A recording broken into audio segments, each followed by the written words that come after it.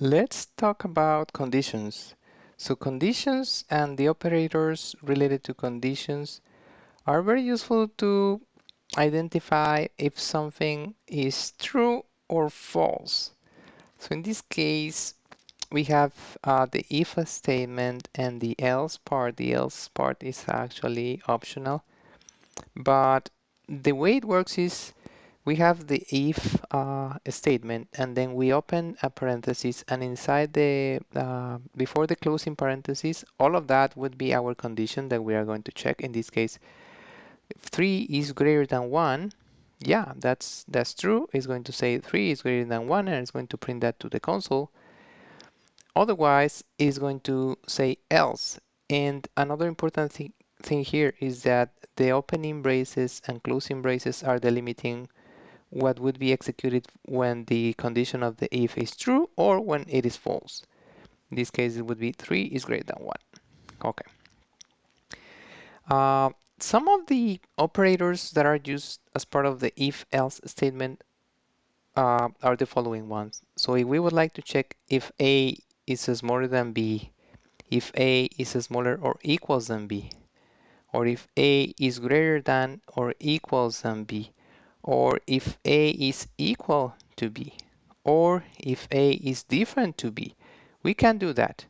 And we would be practicing in the next exercise these, but the most important thing here is we want to check some condition and execute some set of instructions, or if that is not the case, if we want to execute some other set of instructions, we can do that with this if else and the conditions that we can implement using these operators. So let me go to that activity. That activity is requesting us to create a type of type int. Request will take that input from the console and create an if-else condition to check if the number input is equals to 1. If that's the case, then we are going to display some message saying encrypt a message. Otherwise, we are going to print decrypt a message, and that's what we are going to do for this exercise.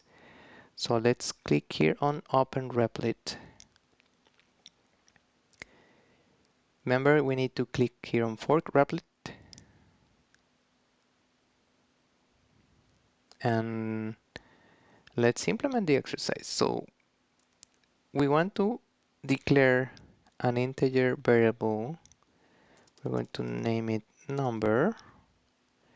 We want to populate it from the console via cin, and remember we need to use the double greater than sign, and if we want to put that in the variable number, we can do that this way. And then what this is asking us is to print out to the console encrypt a message or decrypt a message depending on the value of the number. So we'd be saying if number equals 1, we want to say let me do here cout encrypt a message, and remember the end line is a good practice. Otherwise we can say else, and we can put the braces to delimit the instructions that we're going to put as part of the else, sorry, and then we can say cout decrypt a message and line. Okay, so let's review what we did. So we create a variable integer, we populated that using cin for input.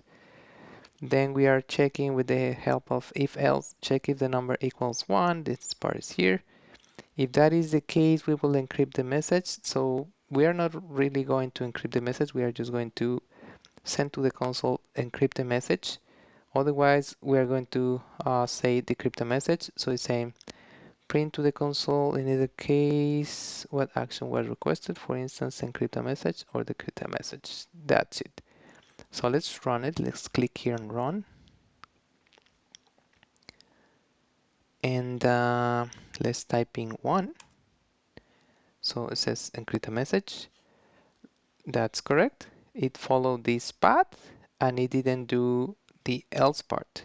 It just did the part in the if. Then let's do another thing. Yeah, any other number will be taking this path.